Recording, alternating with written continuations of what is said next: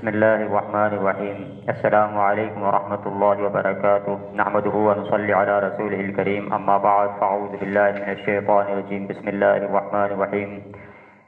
أن صهيب بن نعمان أخبره أنه خرج مع رسول الله صلى الله عليه وسلم عام خيبر حتى إذا كانوا بالصحباء وهي أدنى خيبر فصلى العصر ثم دعا بالأزواج فلم يؤت إلا بالسبيق فأمر به فسري فأكل رسول الله صلى الله عليه وسلم وأكلنا ثم قام إلى المغرب فمضمض ومضمضنا ثم صلى ولم يتوضأ.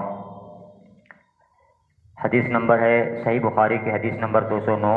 حضرت صہیب بن نعمان رضی اللہ تعالیٰ عنہ فرماتے ہیں کہ ہم لوگ حضور پاک صلی اللہ علیہ وسلم کے ساتھ خیبر کے سفر میں تھے اور ہم صحبا نامی جگہ ایک جگہ تھی جو کہ خیبر کے نزدیک تھی، وہاں پر پہنچے تو وہاں پر سواریوں سے اتر کر کے حضور پاک صلی اللہ علیہ وسلم نے عصر کی نماز پڑھی، اور عصر کی نماز پڑھنے کے بعد میں حضور پاک صلی اللہ علیہ وسلم نے کچھ کھانے کے لیے طلب فرمایا، ناشتہ وغیرہ.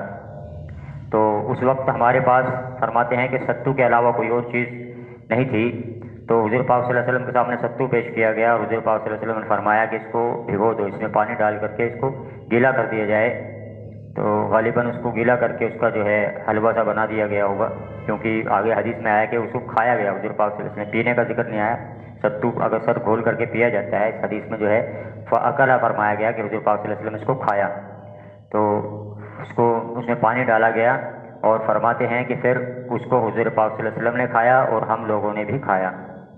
اور اس کو کھانے کے بعد میں حضور پاک صلی اللہ علیہ وسلم تب تک مغرب کا وقت ہو گیا، تو حضور پاک صلی اللہ علیہ وسلم نے مغرب کی نماز پڑھائی اور کلی کر کے نماز پڑھائی، وضو نہیں کیا.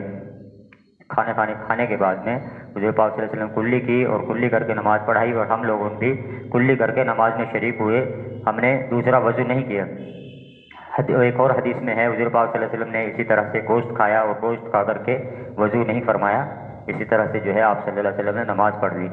تو حدیث میں معلوم ہوتا ہے کہ حضور پاک صلی اللہ علیہ وسلم نے عصر کی نماز پڑھی تھی، غالباً عصر کا وضو ان کو تھا پہلے سے ہی سبھی صحابہ کرام کو، اور انہوں نے اس کے بیچ میں کچھ کھانا کھایا، کچھ کھا کر کے وضو نہیں کیا، دوبارہ سے کلی کر کے نماز کے لیے کھڑے ہو گئے. تو اس سے معلوم ہوا کہ کوئی چیز کھانے پینے سے وضو نہیں ٹوٹتا، اور کھا پی کر کے کسی چیز کو خالی کلی کر کے صرف تاکہ منہ میں کوئی لگی نہ رہے چیز، کلی کر کے جو ہے نماز پڑھ سکتے ہیں. البتہ کوئی بدبودار چیز نہ کھائی جائے. اگر کوئی بدبودار چیز کھائی ہے، پیاز لہسن وغیرہ، تو جب تک اس کی بدبو زائل نہ ہو جائے تب تک کے لیے البتہ نماز سے رکے رہیں، نماز کے لیے کھڑے نہ ہوں، یا مسواک وغیرہ کر کے اس کی بدبو کو زائل کر کے اس کے لیے پھر تب نماز کے لیے کھڑے ہوں. تو حدیث سے ہمیں معلوم ہو رہا ہے کہ کھانے پینے سے، اس حدیث میں ہمیں یہ چیز معلوم ہو رہی ہے، یہ ثابت ہو رہی ہے کہ کسی چیز کے کھانے پینے سے وضو ٹوٹتا نہیں ہے. وضو اگر پہلے سے ہے اور کچھ کھایا ہے تو اس کے کھانے سے وضو نہیں ٹوٹا، صرف کلی کر کے منہ صاف کر کے نماز پڑھی جا سکتی ہے. اس حدیث میں یہ چیز ثابت ہو رہی ہے. اللہ تعالیٰ ہمیں حضور پاک صلی اللہ علیہ وسلم کی سنتوں پر، حضور پاک صلی اللہ علیہ وسلم کے طریقے پر چلنے کی توفیق عطا فرمائے. جزاکم اللہ خیر وما علینا الا البلاغ المبین.